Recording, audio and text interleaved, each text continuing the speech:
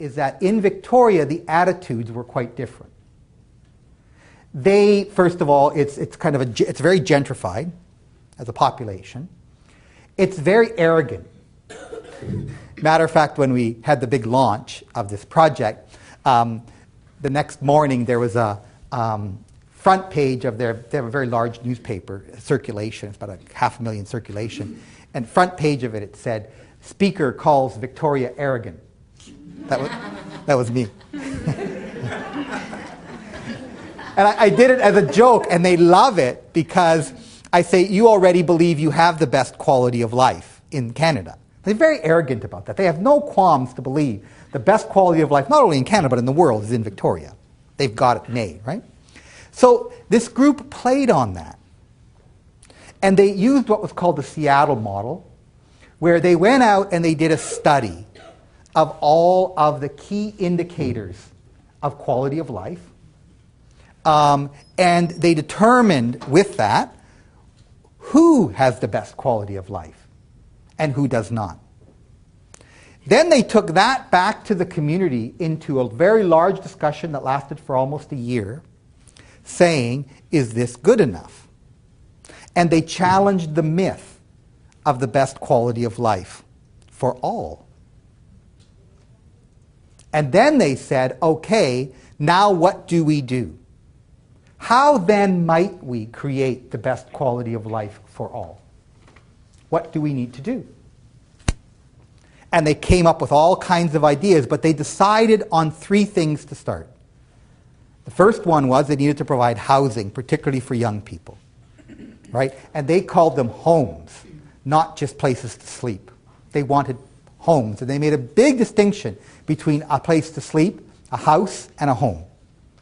Secondly, jobs. They needed jobs for young people in particular, and they wanted a lot of jobs for people that were good jobs, and they really appealed to workers. As a matter of fact, one of the big campaigns they have is the Employer Challenge, in which employers sign up and they become a member of the Employer Challenge, and they are the ones who commit to hiring young people, and so forth. And the third one, I loved it. It was my favorite yet of all the hundred, I would say we have about 67 now, different projects in Canada.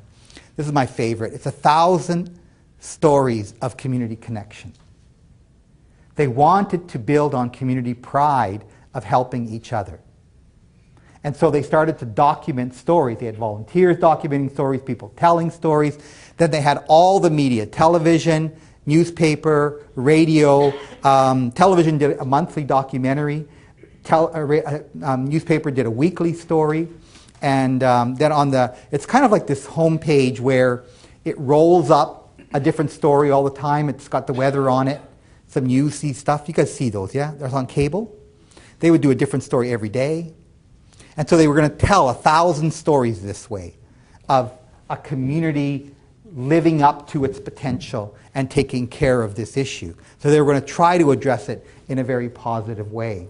And they created a leadership roundtable around these ideas, made up of young people, made up of voluntary sector, business, government at all levels. And they started to create, I think, nearly a dozen different initiatives in which they all worked at together. And almost all the voluntary sector organizations, all levels of government joined in and became partners in the Quality of Life Challenge.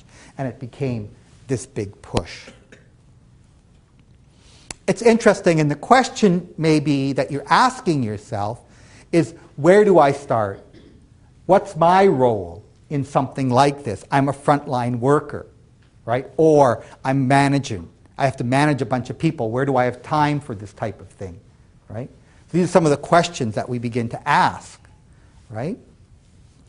Ultimately, I'm going to talk a little bit about how these get started in a little while, but I found this slide very interesting and important because almost inevitably every program that has started in this country, and there are dozens upon dozens of these comprehensive community initiatives, collaborative initiatives, these whole ranges starts with 1, 2, 3, 4, 5 people, doesn't matter, at various levels inside the organization, feeling something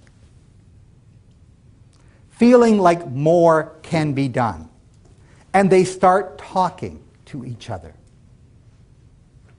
They find each other. And what's so interesting, you can be pretty rest assured that when you care about something, there are others who care about it, particularly if it's coming from your heart. Right? And you start to find each other. It's about as technical as I can get. Open yourself to this. People will come. I know it sounds, but every one of them starts in the same way. I love this story about Bill Gale in St. John, who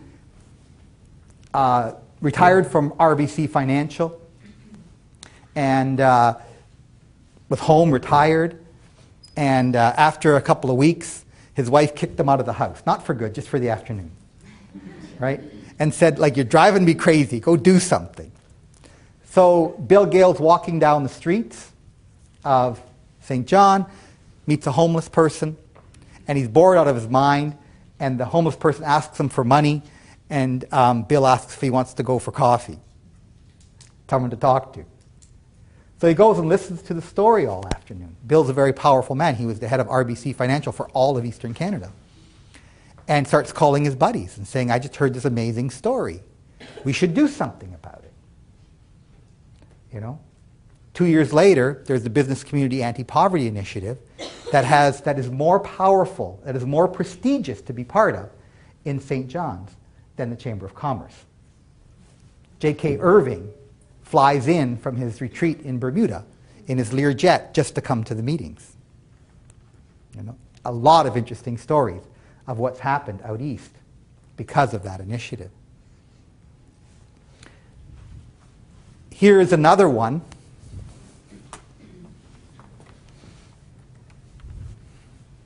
You can't really read that. I wasn't intending you to. But it's called Headwaters Communities in Action. Very similar to your community. This happens to be just by Orangeville. It's the Headwaters region. And they decided, a group of health professionals, people that were working together for many, many years. Matter of fact, my favorite quote comes from the head of the hospital in Orangeville. He said, we've been meeting together now for 20 years. And I've always found these meetings extremely helpful, but never of any help. I thought that was so interesting. He said they were extremely helpful because we got to know each other, but they never helped me to do my work better at the end. Right? Or for us to really help us to meet our mandate in a bigger way. And they were tired of that. They said the health is deteriorating in our region. A big problem was commuters. Right? And they were tracking all the factors of how unhealthy it is to commute. And yet it became just a way of life, right? And so they started asking these questions, right? And they brought me in, and I hosted a large community conversation of about 100 people. We spent a day together, sort of looking at the issues of what's happening here in Dufferin County, in Headwaters area. And we started to ask these larger questions of what was going on.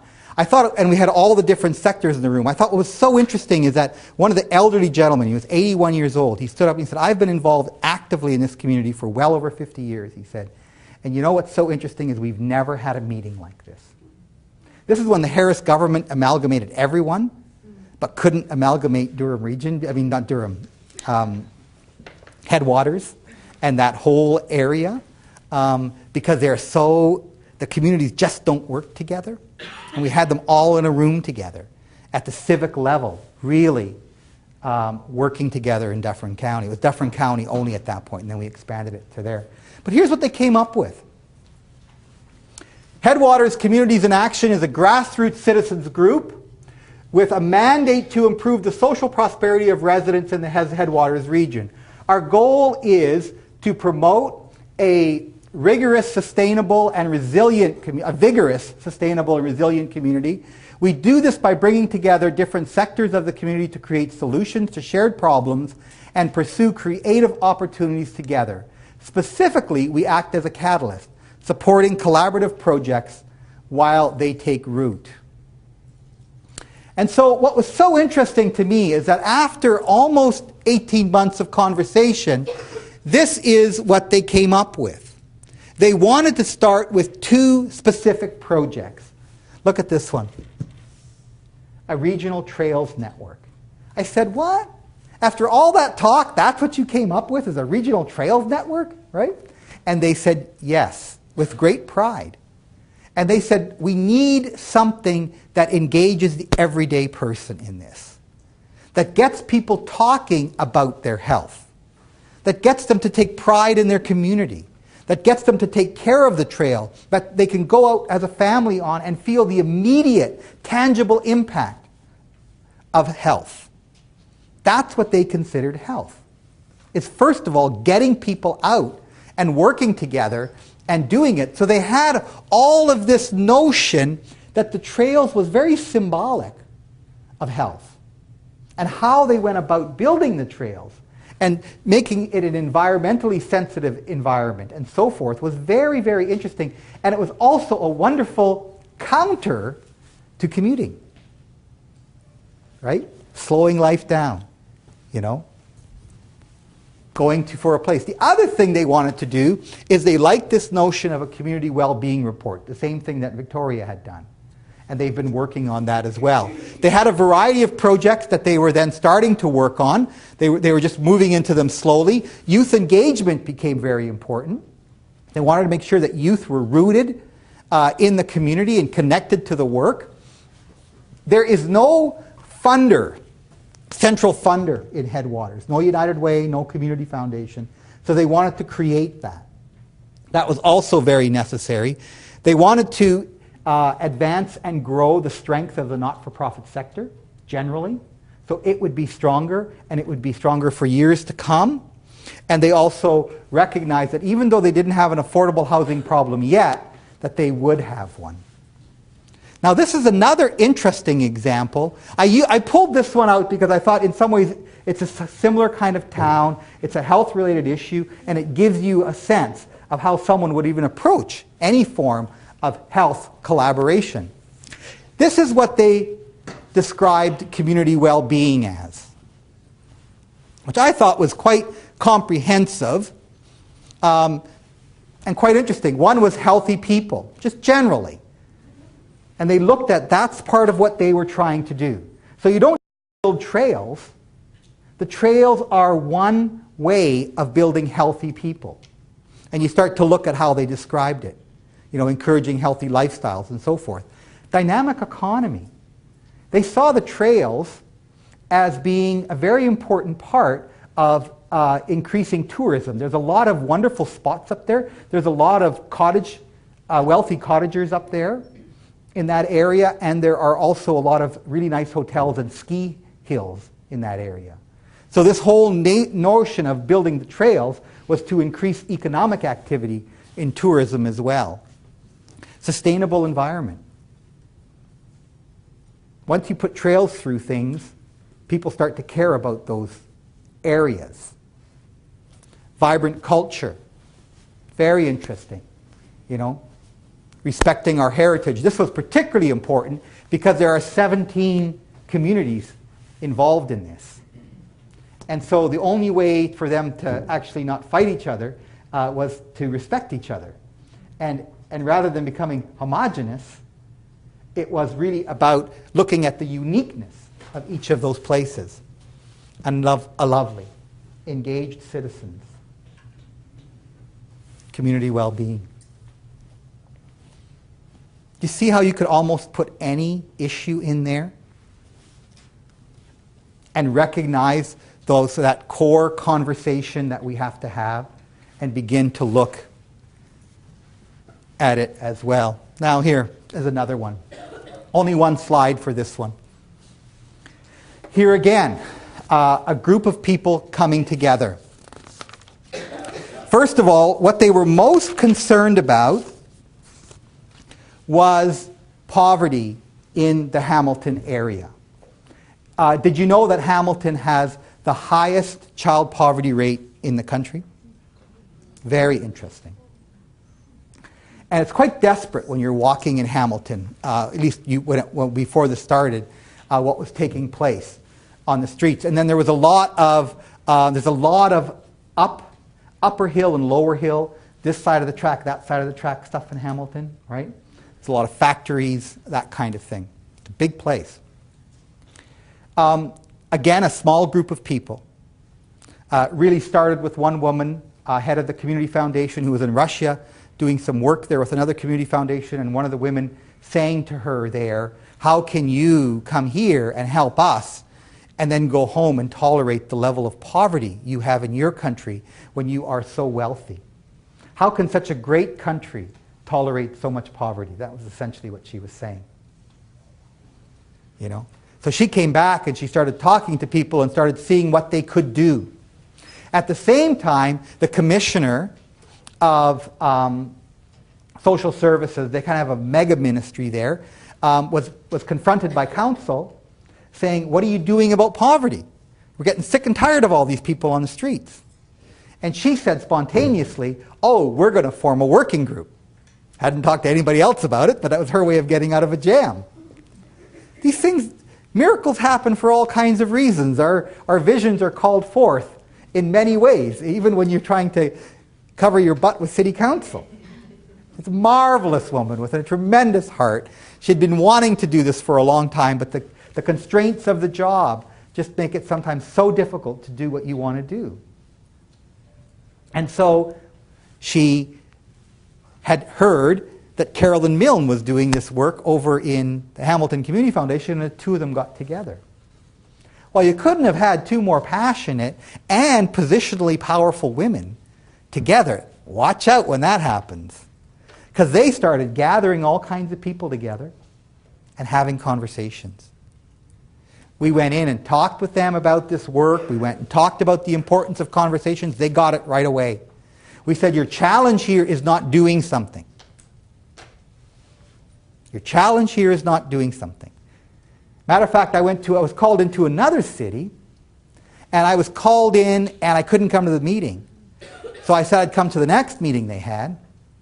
And by the time I got to the second meeting, they had decided at their first meeting that what they really needed to do to act is they needed to incorporate and form a new organization.